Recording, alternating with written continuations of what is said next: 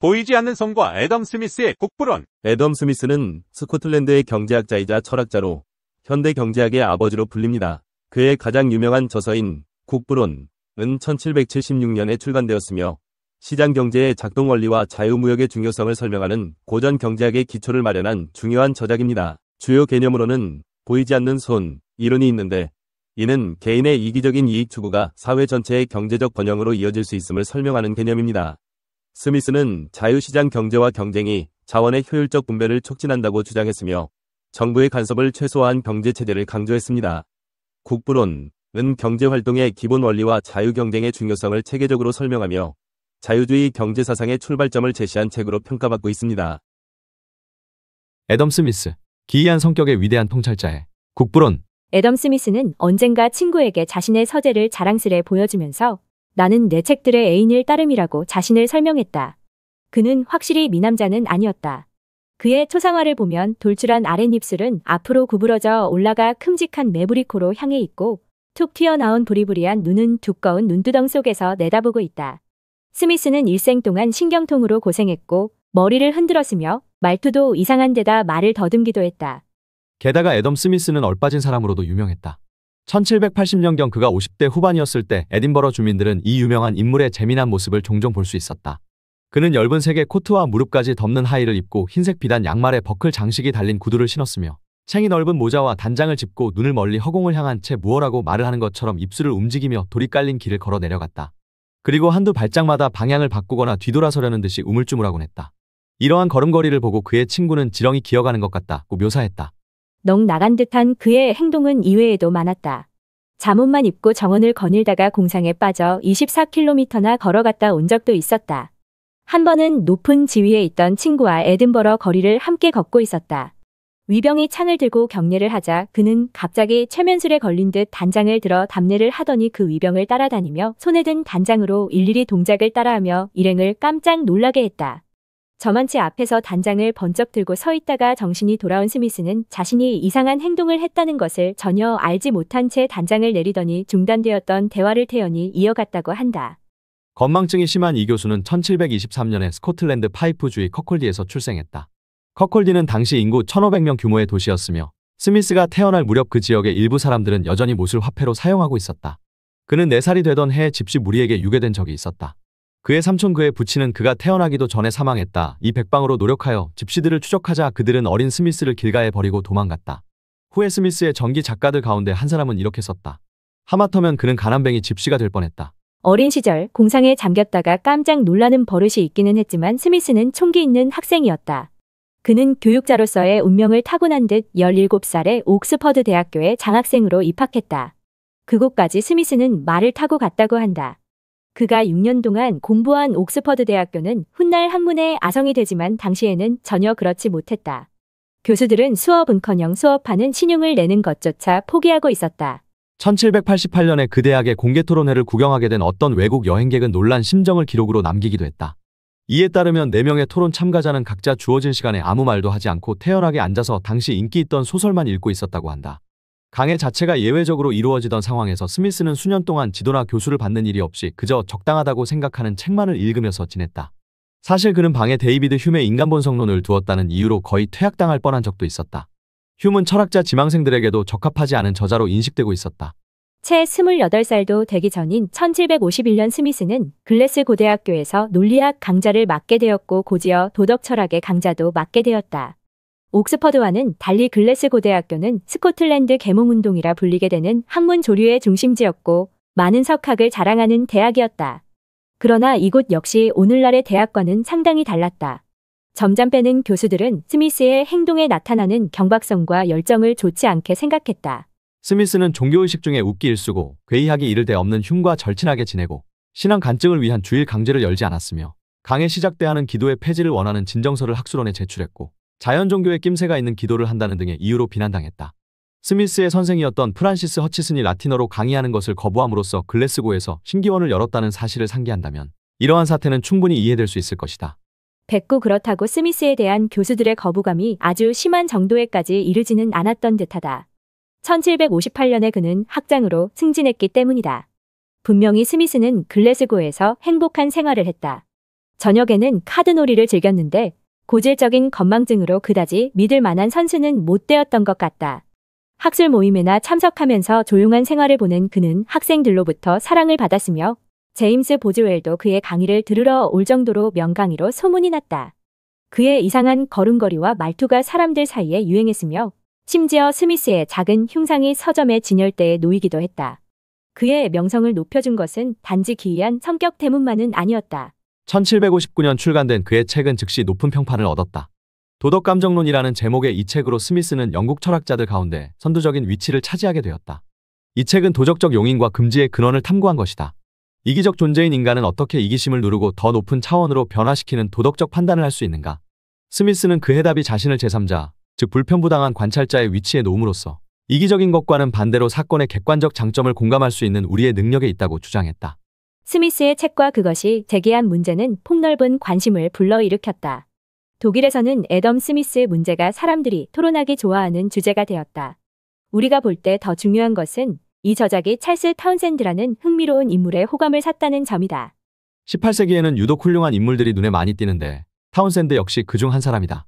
기지와 교양을 갖춘 인물이었던 타운센드는 연구에 따르면 천부적 재능이 있는 사람으로서 만약 보통 정도의 진지한 태도와 꾸준함 그리고 보통의 상식만 가졌어도 당대의 가장 위대한 인물이 되었을 사람이었다. 113 그러나 그의 변덕스럽고 경솔한 행동은 악명이 높았다. 얼마나 상식이 결여되었던지 재무장관 재직 시절 그는 아메리카 식민주의자들이 자기네 재판관을 직접 선출할 권리를 거부하고 미국산 차에 과도한 세금을 부과함으로써 미국 독립혁명이 발발하는 데 일조하기도 했다. 정치적 근시안을 가졌음에도 불구하고 타운센드는 정치학과 철학에 관한 진지한 학도였으며 애덤 스미스의 추종자 가운데 한 사람이었다. 더욱 중요한 것은 그가 스미스에게 특별한 요청을 할 수 있는 위치에 있었다는 사실이다. 1754년 타운센드가 부호인 버클로 공작의 미망인 델키스 백작 부인과 결혼했을 때 그는 부인의 전남편 아들을 가르칠 가정교사를 물색해야 할 처지에 놓였다. 그 당시 상류계층의 젊은이를 위한 교육은 성대한 여행이 주를 이루었는데 이는 체스터필드 경이 그토록 높이 칭찬한 교양을 얻기 위해 유럽 전역을 주유하는 것이었다. 타운센드는 애덤 스미스가 젊은 공작의 이상적인 동반자가 될 것이라고 생각하여 그에게 연간 500파운드의 보수와 실경비 그리고 평생연금으로 연간 500파운드를 지급하겠다고 제안했다. 너무 좋은 조건이라 스미스의 입장에서는 거절하기 어려웠다. 당시에는 교수가 학생들로부터 직접 수업료를 거둬들이고 있었는데 이렇게 하여 스미스가 올리는 수입은 1년에 기껏해야 170파운드에 불과했던 것이다. 스미스가 학교를 떠나기로 결정하자 학생들은 이미 그에게 그 이상의 것을 배웠다며 남은 수업료를 돌려받지 않겠다고 했다는 훈훈한 일화도 전해진다. 1764년 가정교사 스미스는 젊은 공작과 함께 프랑스로 떠났다. 18개월 동안 툴루즈에 머물렀는데 아주 따분한 동반자와 자신의 서툰 프랑스어 실력 때문에 스미스는 글래스고에서의 수수한 생활이 오히려 그리울 지경이었다. 그들은 프랑스 남부로 갔다. 거기서 스미스는 볼테르를 만나 그를 존경하게 되었고 추파를 던지는 어떤 후작 부인의 구애를 물리치기도 했다. 이어서 그들은 제네바를 거쳐 마침내 파리로 갔다. 그 사이 스미스는 시골 생활의 무료함에서 벗어나기 위해 정치 경제학에 관한 논문을 집필하기 시작했다.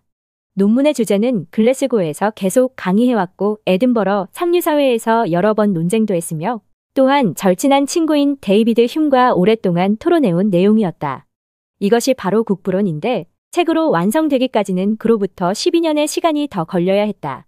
파리에서는 지내기가 좀 더 나았다. 이 무렵 스미스의 프랑스어 실력은 능숙하지는 않더라도 프랑스의 저명한 경제학자와 장시간 논쟁할 만큼은 되었다. 저명한 경제학자는 루이 15세의 궁정의사이자 퐁파두르 부인의 주치의였던 프랑수아 캐네였다. 캐네는 중농주의로 알려진 경제학파를 창시했고 경제표로 불리는 국민경제 순환표를 고안해낸 인물이었다. 경제표는 정말로 그의 의사적인 식견에서 나온 것이었다. 불을 금이나 은과 같은 고형 물체로만 생각하던 당시의 지배적인 사고방식과는 달리 캐네는 부가 생산에서 나오며 손에 손을 거치면서 마치 혈액이 순환하는 것처럼 사회라는 몸을 살찌게 한다고 주장했다. 이 경제표는 엄청난 반향을 불러일으켰으며 마르키스 드 미라보는 문자와 화폐에 맞먹는 발견이라고까지 극찬했다. 그러나 중농주의의 문제는 농업노동자만 진정한 부를 생산한다고 주장하는 것이었다. 자연이 농업노동자의 편에서 작용하는 반면 제조업 노동자는 아무런 가치도 생산하지 않고 단지 형체만 바꿀 뿐이라고 보았다. 따라서 캐네의 경제표는 실용적인 정책의 측면에서는 유용성이 떨어졌다. 사실 경제표는 자유방임이라는 급진 정책을 옹호한 것이었다. 그러나 이는 공업 부문을 단지 비생산적으로 조작하기만 하는 것으로 기술함으로써 토지뿐 아니라 어디에서든 노동이 이루어지면 부가 생산될 수 있다는 점을 파악하지 못했다. 자연이 아니라 노동이 가치의 원천임을 파악한 것이 바로 애덤 스미스의 위대한 통찰 가운데 하나다. 이는 아마도 그가 농업적 환경이 압도적인 프랑스와는 달리 상업거래로 북적대는 영국에서 성장한 결과일 것이다. 이후에 어떠하든 스미스는 중농주의 숭배자들의 농업 편향을 받아들일 수 없었다. 스미스는 개인적으로는 이 프랑스인 의사를 열렬히 존경했다. 케네가 죽지 않았다면 스미스는 국부론 을 케네에게 바쳤을 것이다. 그러나 중농주의는 근본적으로 스미스의 스코틀랜드적 안목에는 맞지 않는 것이었다. 1766년 여행이 갑자기 중단되었다. 그들과 합류한 공작의 동생이 열병에 걸린 것이다. 스미스는 케네까지 불러들일 정도로 극진하게 간호했으나 환자는 정신착란 증세를 보이며 결국 숨을 거두었다. 공작은 델키스의 장원으로 돌아갔으며 스미스는 런던에 들렀다가 커쿨디로 돌아갔다. 휴미 여러 번 간곡히 청했음에도 불구하고 그는 그 후 10년간 대부분의 시간을 커쿨디에 머물면서 위대한 저서를 완성해갔다. 구술을 통해 글을 써가는 동안 그는 대개 벽난로에 기대 서서 벽에 머리기름 자국이 시커멓게 생길 정도로 머리를 신경질적으로 비벼대곤 했다. 그는 전에 그가 돌보던 공작을 만나러 가끔씩 델키스의 장원을 찾았으며 가끔은 런던으로 가서 자신의 견해에 대해 당대의 학자들과 토론을 벌이기도 했다. 그 가운데 한 사람이 사무엘 존슨이었다. 존슨 박사는 스미스가 속한 상류사회 클럽을 이끌고 있었는데 이 저명한 사전 편찬자와 스미스의 만남은 그다지 온화한 분위기에서 이루어지지 못했다. 월터 스콧경에 따르면 존슨은 스미스를 처음 보았을 때 그가 했던 몇 마디 말을 가지고 공격했다고 한다. 스미스는 자신의 진위에 대해서 그에게 해명했다. 그래 존슨이 뭐라고 하던가요? 하고 사람들이 물었을 때 스미스는 깊은 유감의 빛을 보였다. 뭐 그가 나를 보고 너는 거짓말을 하고 있다고 합디다. 그래 당신은 어떻게 응수했어? 개자식이라고 했지요. 이 두 위대한 도덕학자들은 이렇게 처음 만나 헤어졌고 두 위대한 철학 교수들이 나눈 고전적인 대화도 그런 식이었다고 스콧은 전했다. 스미스는 또한 매력적이고 지성적인 미국인 한 사람을 만났다. 그는 바로 벤저민 프랭클린이었다. 프랭클린은 그에게 아메리카 식민지에 관해 여러 가지 사실을 풍부하게 이야기해 주었다. 이를 통해 스미스는 아메리카 식민지가 향후 수행하게 될 중요한 역할을 충분히 이해하게 되었다. 스미스가 아메리카 식민지에 대해 이 세상에 존재한 어떤 나라보다 가장 위대하고 강력한 국가로 발전할 가능성이 있는 국가를 수립했다고 기술한 것은 분명 프랭클린의 영향 때문이었다. 1776년에 국부론이 출판되었고 2년 후에 스미스는 연봉 600파운드의 에든버러 세관국장에 임명되었다. 그는 90살까지 생존한 모친과 함께 평화스럽고 조용한 독신 생활을 보냈다. 평온하고 만족스러운 생활이었으며 죽는 날까지 넋이 나간 듯한 행동도 멈추지 않았다. 이 비디오가 유용했다면 좋아요와 구독 버튼을 눌러주세요. 건강한 삶을 위한 더 많은 팁을 공유할 테니 계속해서 성필원 채널을 지켜봐 주세요. 감사합니다.